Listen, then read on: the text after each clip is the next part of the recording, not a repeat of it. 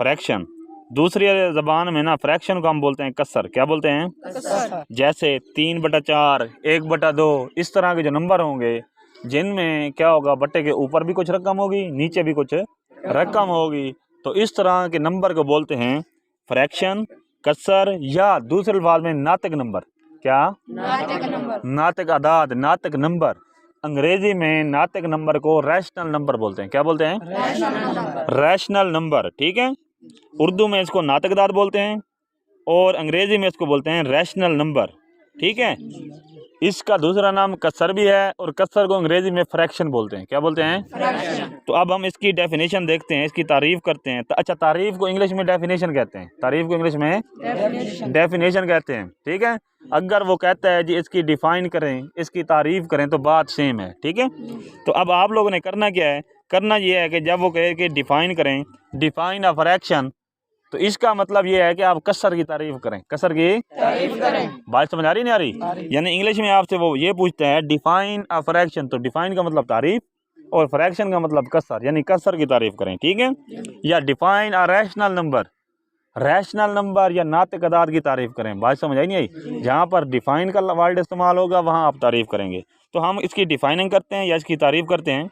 तो नातिक अदाद क्या होते हैं जी? नातिक अदाद, नातिक अदाद की तरह लिखी जाने वाली जो अशकाल होती हैं उनको हम बोलते हैं जी फ्रैक्शन। नातिक अदाद की तरह लिखी जाने वाले अशकाल को क्या बोलते हैं?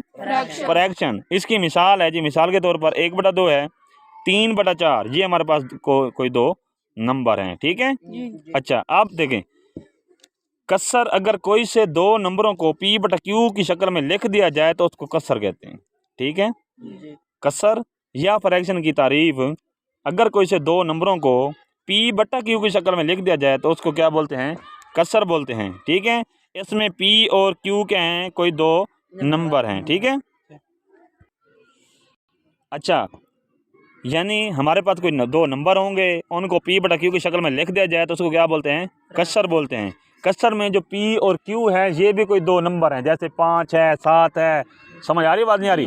लेकिन आपको याद होना चाहिए कि Q की कीमत 0 नहीं होगी। Q की कीमत 0 नहीं होगी। क्यों 0 नहीं होगी? अगर हम P/0 लिखेंगे तो वो अनडिफाइन हो जाएगी, या उसका हल नामुमकिन हो जाएगा, या वो गैर तारीफ शुदा हो जाएगा, या वो हमारी रेंज से बाहर होगा, यानी हम उसको हल नहीं कर सकते, ठीक है। तो इसमें ना कोई से दो नंबर हैं जो एक जैसे या मुख्तलिफ हो सकते हैं, यानी हमने P और Q जो लिखना है ना वो एक जैसे नंबर भी हो सकते हैं, मुख्तलिफ भी हो सकते हैं, ठीक है। अच्छा बेटे, इसमें हम देख रहे थे कि जो P और Q हैं वो एक जैसे भी हो सकते हैं, मुख्तलिफ भी हो सकते हैं। एक जैसे कैसे हो सकते हैं? 5/5 लिखते हैं ना, यानी उसका जवाब 1 होता है, यानी हम 1 को 5/5 भी लिख सकते हैं, 2/2 भी लिख सकते हैं, 3/3 भी लिख सकते हैं, 4/4 भी लिख सकते हैं। यानी हम एक की जगह कोई भी कसर बना सकते हैं, और कसर में वो ऊपर नीचे जो शुमार कुनिंदा और मखरज एक जैसा होना चाहिए, ठीक है। यानी हम एक को हम मतलब 99/99 भी लिख सकते हैं, 110/110 भी लिख सकते हैं, ठीक है। ये अगर एक जैसे होंगे तो ऐसे होगा। मुख्तलिफ कैसे होते हैं? 3/4, ऊपर 3 है नीचे 4 है, या 10/12, ऊपर 10 है नीचे 12 है, ठीक है। लेकिन याद रखना कसर में नीचे जो मखरज है वो 0 नहीं होगा, ठीक है। अच्छा, मिसाल के तौर पर हमारे पास यहाँ पर हैं 9 और 5 दो नंबर हैं और इनसे बनने वाली कसरें दर्ज झैल होंगी। अब दो नंबर हैं, 5 भी है और 9 भी है। अब हमारा दिल करे तो हम 5 को ऊपर लिख दें और हमारा दिल करे तो हम 9 को लिख दें, यानी मखरज इन दोनों में से किसी को बना लें या शुमार इन दोनों में से किसी को बना लें। तो ये हमारे पास जो कसर बनेगी 5 और 9 से, या 9/5 बनेगी या फिर 5/9। बात समझ आ रही नहीं आ रही? इसमें 3 और 5 दो नंबर हैं और इनसे बनने वाली जो कसरें हैं वो क्या बनेगी? 3/5 या 5/3 हैं? 3/5 या 5/3। बात समझ आ रही है नहीं आ रही? यानी दो मतलब हमारे पास अगर दो नंबर होंगे तो उनसे हम दो कसरें बना सकते हैं, एक में जो एक नंबर को शुमार गुनिंदा तो दूसरे में फिर उसी को मखरज। समझ आ रही है बात नहीं आ रही? लेकिन मैं एक बार फिर कह रहा हूँ कि अगर मखरज में 0 होगा तो हम उसको हल नहीं कर सकेंगे, वो हमारा नातिक नंबर नहीं होगा, नातिक नंबर नहीं होगा। बात समझ आ रही नहीं आ रही? अच्छा, अब हमारे पास कोई नंबर आ जाता है, मिसाल के तौर पे 6 है, 7 है, 8 है, नंबर है ना, लेकिन ये भी नातिक नंबर होता है। कैसे? 7 को हम लिख सकते हैं 7/1, लिख सकते हैं 7 को 7/1, 8 को 8/1, 9 को 9/1, 10 को 10/1। 10 भी नंबर है, 1 भी नंबर है, तो P/Q की शक्ल में तो हो गया। बात समझ आ रही नहीं आ रही? यानी अब ये हमारे गिनती के नंबर हैं, 1 2 3 4 5, हम इनको नातिक नंबर भी कह सकते हैं, नातिक नंबर भी। बात समझ आई नहीं आई? तो अब हमारे पास मिसाल के तौर पे आ जाए 10, कोई पूछे भाई 10 आपकी कसर है कि नहीं है? कसर है। क्यों कसर है? क्योंकि इसके बट्टे में 1 है। 10 को अगर हम 10/1 लिख देंगे तो वो कसर होगी, वो नातिक नंबर होगा। बात समझ आ रही है नहीं आ रही? अच्छा, अब हम देखते हैं जो कसर या फ्रैक्शन है इसके हिस्से हैं उनको देखते हैं। अच्छा जी, इसमें आ गया जी मखरज। क्या आ गया है? मखरज। मखरज को इंग्लिश में डिनोमिनेटर बोलते हैं। क्या बोलते हैं? डिनोमिनेटर बोलते हैं। क्या बोलते हैं? डिनोमिनेटर। डिनोमिनेटर, ठीक है। तो डिनोमिनेटर जो होता है वो मखरज होता है, ठीक है। तो मखरज होता क्या है? किसी भी कसर में नीचे वाला जो नंबर होता है उसको क्या बोलते हैं? मखरज, ठीक है। अब इसका ना मैं ज़रा तारीफ करके देता हूँ आप लोगों को। किसी कसर में तकसीम करने वाला नंबर या बट्टे की अलामत के नीचे वाला नंबर मखरज कहलाता है। बात समझ आई नहीं आई? अच्छा, इसमें हमारे पास एक कसर है जी 5/7। 5/7। इस कसर में जो हमारा 7 है वो मखरज है, 7। उसके बाद एक और कसर है हमारे पास 6/13। 6/13, तो इसमें मखरज हमारा नीचे वाला नंबर 13 है। बात समझ आई नहीं आई?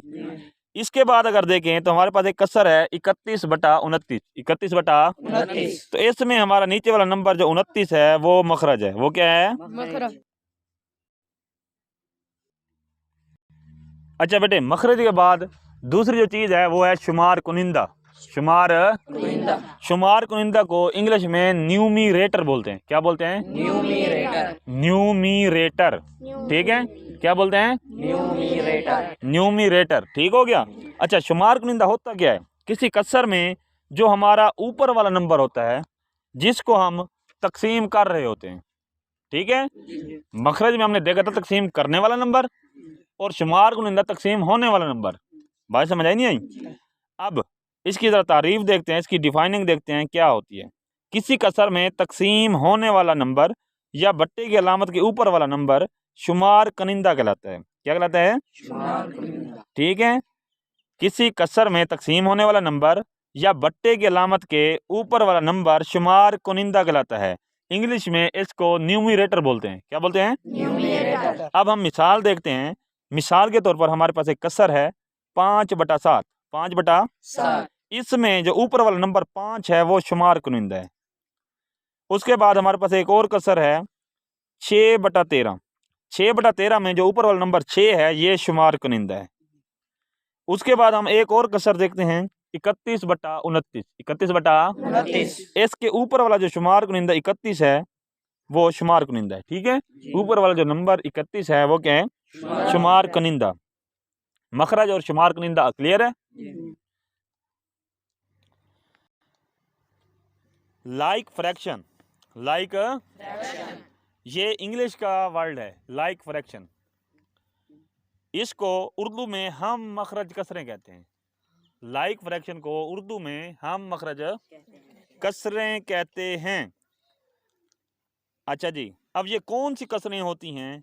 लाइक फ्रैक्शन या हम मखरज कसरें कौन सी कसरें होती हैं? आम रूटीन में ये वो कसरें होती हैं जिनका मखरज एक जैसा हो।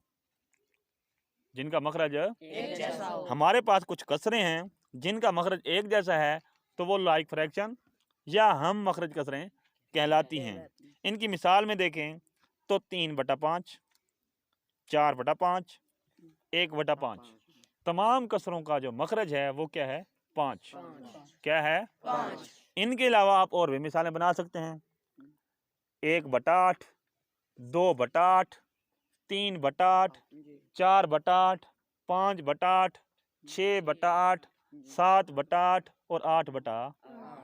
इस तरह की जो कसरें होंगी उनको हम बोलेंगे लाइक फ्रैक्शन या हम मखरज कसरें। कसरें, हाँ। तो अब आप अपनी तरफ से कुछ कसरें बना सकते हैं लाइक फ्रैक्शन। जी। तो ये आप क्या करेंगे, कोई 5-10 मिसालें बनाएंगे, क्योंकि ये लामहदूद कसरें बन सकती हैं लाइक फ्रैक्शन। कोई एक नंबर ले लें जी। मखरज के अंदर, शुमार कनिंदा कुछ भी हो, जी। उससे हमारा कोई ताल्लुक नहीं। नहीं होगा। लाइक फ्रैक्शन के लिए हमने सिर्फ मखरज को देखना होगा, ठीक है। जी। तो जिन कसरों का मखरज एक जैसा होगा वो लाइक फ्रैक्शन या हम मखरज कसरें कहलाती हैं। कहलाती। अच्छा जी, अब हम देखते हैं जी अनलाइक फ्रैक्शन। Unlike fraction.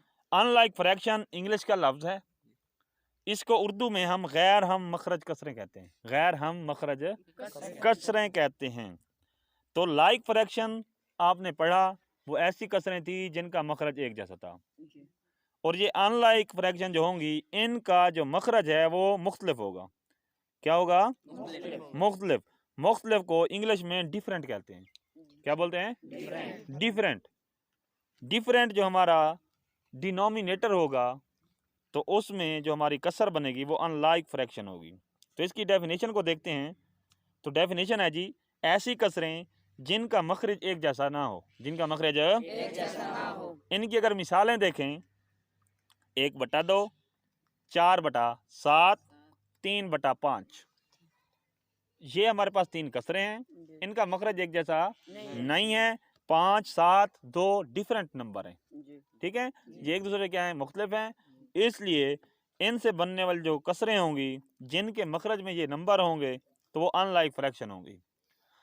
आप अपनी मर्जी से मजीद भी इसकी कसरें बना सकते हैं। मिसाल के तौर पर आपने करना क्या है, शुमार कनिंदा कुछ भी हो, उसका आपने कुछ नहीं करना। आपने सिर्फ ये करना है कि उसका जो मखरज है वो डिफरेंट कर देना है। जी।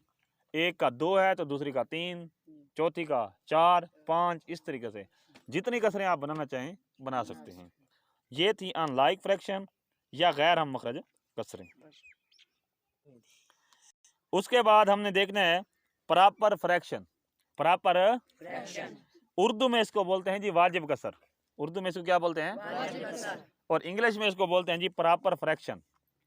क्या बोलते हैं? Proper fraction. वाजिब कसर। अब वाजिब कसर के लिए आपको 2 चीज़ों का पता होना ज़रूरी है, एक शुमार कुनिंदा और दूसरा मखरज, ठीक है। जी। एक न्यूमरेटर और दूसरा डिनोमिनेटर, डिनोमिनेटर। ठीक है। जी। अच्छा, तो इनको देखते हैं जी। वाजिब कसर कौन सी कसर होती है? एक ऐसी कसर जिसमें शुमार कुनिंदा अपनी कसर के मखरज से छोटा हो। जो शुमार कुनिंदा है वो मखरज से क्या होना चाहिए? छोटा होना चाहिए। यानी जो नंबर मतलब कसर में जो पी की वैल्यू है ऊपर वाले नंबर की, वो छोटा होना चाहिए और नीचे वाला बड़ा होना चाहिए, ठीक है। ऐसी कसर जिसमें शुमार कुनिंदा अपनी कसर के मखरज से छोटा हो, उसको बोलते हैं जी प्रॉपर फ्रैक्शन या वाजिब कसर। इसकी मिसाल देखते हैं जी। हमारे पास एक कसर है 3/8। 3/8। इसमें जो शुमार कुनिंदा या अदद 3 है, वो अदद 8 से क्या है? छोटा है। अदद 3 अदद 8 से क्या है? छोटा है। तो 3/8 हमारे पास वाजिब कसर होगी या इसको प्रॉपर फ्रैक्शन बोलते हैं, ठीक है। अच्छा जी, इम्प्रॉपर फ्रैक्शन। Improper fraction. इसको उर्दू में कहते हैं जी गैर वाजिब कसर। गैर वाजिब कसर। इंग्लिश में इम्प्रॉपर फ्रैक्शन। Improper fraction. तो ये कौन सी कसर होती है? इसमें देखते हैं जी, एक ऐसी कसर जिसमें शुमार कुनिंदा अपनी कसर के मखरज से बड़ा हो। मखरज से बड़ा हो। यानी 23/7 हमारे पास एक कसर है। इसमें जो शुमार कुनिंदा 23 है वो बड़ा है किससे? 7 से, ठीक है। 23/7 हमारे पास एक कसर है। इसमें जो शुमार कुनिंदा है वो बड़ा है 7 से, मखरज से। तो अगर शुमार कुनिंदा मखरज से बड़ा हो तो वो हमारे पास कसर होती है गैर वाजिब कसर या इम्प्रॉपर फ्रैक्शन। एक चीज़ याद रखना, अगर हमारे पास कुछ इस तरह की कसर आती है जिसमें शुमार कुनिंदा और मखरज बराबर हो जाए, शुमार कुनिंदा और मखरज बराबर हो जाएं, तब भी हमारे पास जो कसर होगी वो गैर वाजिब कसर या इम्प्रॉपर फ्रैक्शन होगी। बात समझ आ रही नहीं आ रही? यानी अगर हमारे पास शुमार कुनिंदा और मखरज बराबर हो जाएं, तब भी हमारी कसर गैर वाजिब कसर या इम्प्रॉपर फ्रैक्शन होगी। मिसाल के तौर पर 5/5, 3/3, 2/2। मिक्स्ड फ्रैक्शन, मिक्स्ड, इसको उर्दू में बोलते हैं जी मखलूत कसर। क्या बोलते हैं? अब ये कौन सी कसर होती है? हमारे पास एक ऐसी कसर होती है जिसके कसर के सामने ना कुछ नंबर लिखा होता है, तो उस नंबर को बोलते हैं सही अददी हिस्सा। सही अददी हिस्सा, ठीक है। एक ऐसी कसर जिसमें सही अददी हिस्सा भी शामिल हो, तो ऐसी कसर को हम बोलते हैं मखलूत कसर या मिक्स्ड फ्रैक्शन। मखलूत कसर या मिसाल के तौर पर 2 सही 3/5, 2 सही 3/5। इस कसर को पढ़ने का तरीका है जी 2 सही 3/5। जो नंबर हमारा शुरू में होगा उसको पढ़ेंगे, फिर उसके साथ सही बोलेंगे, फिर हमारी जो दूसरी कसर होगी उसे बोलेंगे, ठीक है। जो हमारे पास मिक्स्ड फ्रैक्शन होगी, तो मिक्स्ड फ्रैक्शन में सही अददी हिस्सा के साथ जो हमारा हमारी कसर होती है वो वाजिब होती है। क्या होती है? वाजिब। लेकिन वो नंबर के साथ अगर जब मल्टीप्लाई करके हम उस कसर को हासिल करते हैं तो वो गैर वाजिब होती है, ठीक है। यानी सही अददी हिस्सा के साथ जो कसर का टुकड़ा होता है वो वाजिब टुकड़ा होता है, लेकिन ओवरऑल टोटल जो हमारे पास कसर होती है वो गैर वाजिब होती है। क्या होती है? गैर वाजिब कसर होती है। तो मिक्स्ड फ्रैक्शन की डेफिनेशन में इसकी मिसालें देखते हैं। 4 सही 2/3, 5 सही 3/8। ये मिसालें हैं मखलूत कसर की या मिक्स्ड फ्रैक्शन की। तो आप लोगों ने इसकी भी मजीद मिसालें बनानी है, ठीक है।